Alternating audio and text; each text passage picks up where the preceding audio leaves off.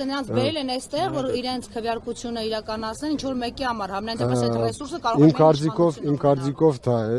Մենք նաև լսել ենք թոշակներով են սպառնացել, թե իբր կկտրենք, եթե դուք չգաք այստեղ։ Չգիտեմ, մենք դեռ կհասցնենք ստուգել,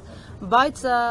ես ձեզ ասեմ, որ մենք Սարիկ Մինասյանի, այսինքն իշխանական տեխնացուի թաղամասից են գալիս, որտեղ երկու ընտրատեղամասեր իրար մոտ են եւ նրանց հենց արանքում եւ 50 մետրը չգերազանցող տարածքում, այսինքն արդեն օրենքի խախտումով գտնվող տարածքում նրա շտաբն էր, որը արտաքին պատերից չուներ որևէ նշան, որ ինքը շտաբ է, բայց ներսում, ինչպես մեզ ահազանգողներ ասել, ԿՊ-ի որջ են ստեղծել եւ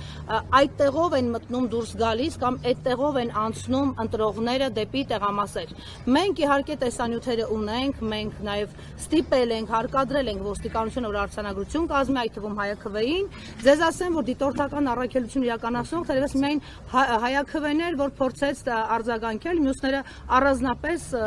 վրդոված չէին ու չէին էլ փորձում ստուգել։ Եվ ասեմ, որ մեքենաները